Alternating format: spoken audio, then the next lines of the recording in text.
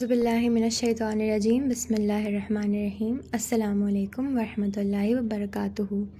آج ہم بات کریں گے حکمت کے بارے میں۔ حکمت یعنی وزڈم۔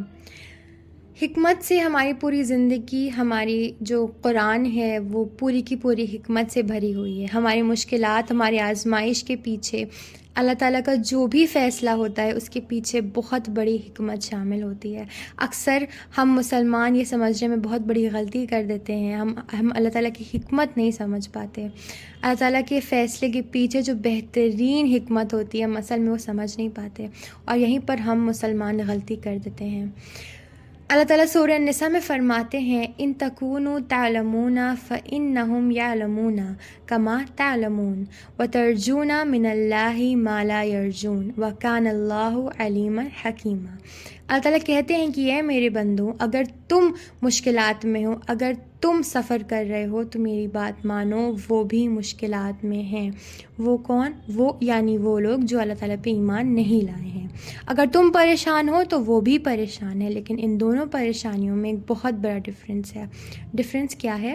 ڈفرینس یہ ہے کہ ہم ایمان لائے ہیں اللہ سبحانہ تعالیٰ پہ، ہمیں اللہ پہ یقین ہے، ہمیں اللہ کے ہر فیصلے کے پیچھے جو حکمت ہے ہم اسے سمجھ رہے ہیں، ہمیں اللہ پہ ہوپ ہے، ہمیں اللہ پہ توکل ہے، ہمیں اللہ پہ یقین ہے۔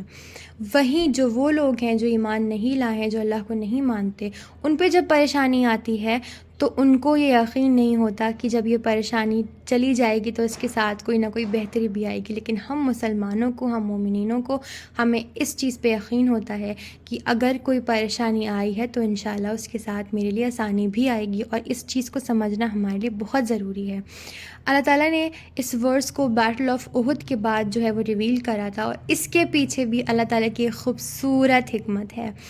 یہ جو بیٹل ہوئی تھی اس میں بہت سے مسلمان جو ہیں وہ ایک دم ڈسکریج اور ڈیمورلائز ہو گئے تھے۔ 70 سے زیادہ صحابہ جو ہیں وہ مارے گئے تھے، ان کا انتقال ہو گیا تھا، اور آپ صلی اللہ علیہ وسلم کو بہت بری طریقے سے چوٹیں آئی تھیں۔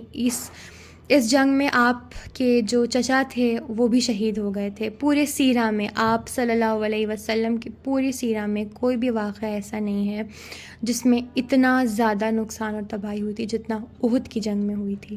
اور اللہ تعالیٰ کہتے ہیں، اللہ تعالیٰ نے اس جنگ کے بعد یہ چیز ریویل کری، اور اللہ تعالیٰ کہتے ہیں کہ اے میرے بندو، اگر تم پریشان ہو تو وہ بھی پریشان ہے، لیکن تم اپنا ہوپ اللہ تعالیٰ سے مت ہٹانا، تم اپنا ایمان، اپنا توکل مت ہٹانا اللہ سے، تم اللہ پہ یقین رکھنا کہ بے شک پریشانی کے ساتھ آسانی بھی آتی ہے۔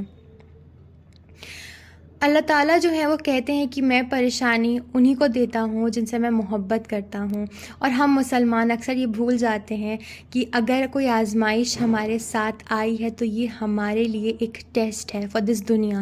ہم اکثر یہ چیز بھول جاتے ہیں۔ اللہ تعالیٰ کہتے ہیں کہ میں جو ہوں وہ پریشانی ان کو دیتا ہوں جن سے میں محبت کرتا ہوں۔ یہ لائن، یہ چیز آپ کے لیے تو ایک بہت بڑی پازیٹیوٹی ہونی چاہیے۔ آزمائشیں، تکلیف جو ہے وہ مسلمانوں کو اور کافروں کو دونوں ایکولی ملتی ہیں۔ اللہ تعالیٰ کہتے ہیں کہ میں دنیا اس کو دیتا ہوں جس سے میں محبت کرتا ہوں، اور اس کو بھی دیتا ہوں جس کو میں نہیں پسند کرتا۔ تو آپ یہ چیز سمجھیں۔ لیکن اللہ تعالیٰ ایمان، اللہ تعالیٰ دین، توکل، توفیق اسی کو دیتے ہیں جن سے وہ محبت کرتے ہیں۔ ہمیں اس توفیق کو، اس دین کو اپنے ساتھ لے کے چلنا ہے، اللہ تعالیٰ کی حکمت کو سمجھنا ہے۔ کوئی پریشانی آئے ہمیں پریشان نہیں ہونا، ہمیں یقین رکھنا ہے کہ انشاءاللہ ہماری زندگی میں جو بھی ہوگا اللہ کے فیصلے سے ہی ہوگا، اور کون ہے؟ اللہ کے سوا تو کوئی نہیں ہے۔ تو انسان اس چیز پہ پریشان نہ ہو کہ مشکلات آئی ہے تو اب تو میں اپنے آپ کو کوسوں گا، میں اللہ سے سوال کروں گا۔ نہیں، بالکل نہیں۔ انسان یقین رکھے کہ مشکلات کے ساتھ آسانی بھی آتی ہے۔ انسان کے دل میں یہ یقین ہونا چاہیے کہ بے شک میرے رب نے میرے لیے جو راستہ چنا ہے وہ بے شک بہت بہتر ہوگا انشاءاللہ تعالی۔